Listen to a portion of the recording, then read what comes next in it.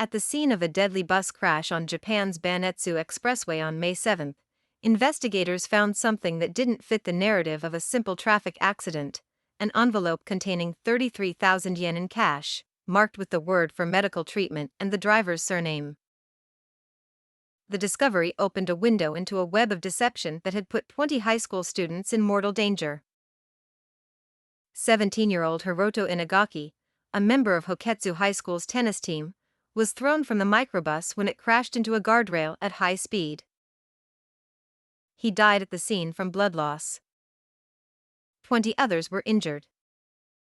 Within hours, the explanation for why this happened began to unravel in ways that shocked even seasoned investigators.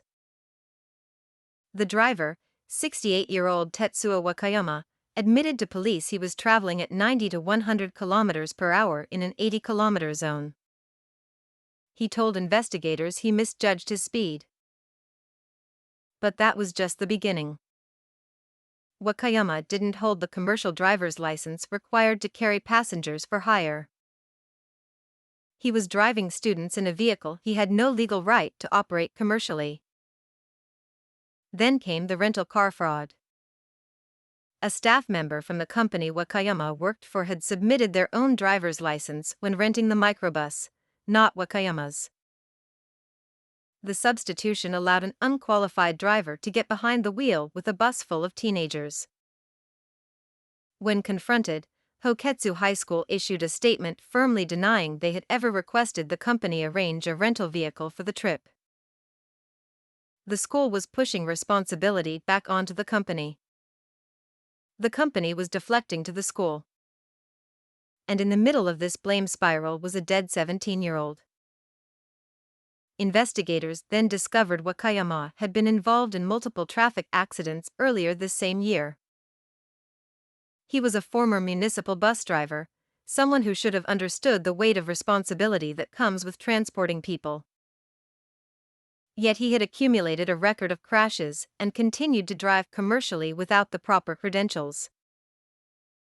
The envelope found at the scene suggests something even more troubling: a cash-based system operating in the shadows of Japan's transportation industry, where corners are cut, licenses are swapped, and safety becomes negotiable. The exact amount, the careful labeling, the driver's name written on it, these details point to a transactional relationship where protocol was bypassed in favor of convenience and cost savings. What killed Hiroto Inagaki wasn't just excessive speed or a driver error. It was a system where multiple adults, across multiple organizations, made decisions that prioritized efficiency over safety.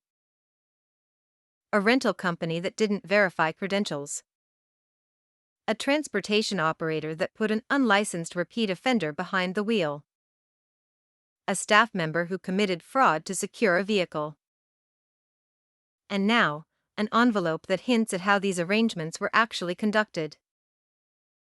The investigation is ongoing. Police have searched the offices of the transportation company. More details about the cash payment and its purpose will likely emerge. But the fundamental story is already clear: this was preventable. Every single link in the chain that led to that crash on May 7 was a choice made by someone who knew better. And Hiroto Inagaki's family will never get an answer that makes that acceptable.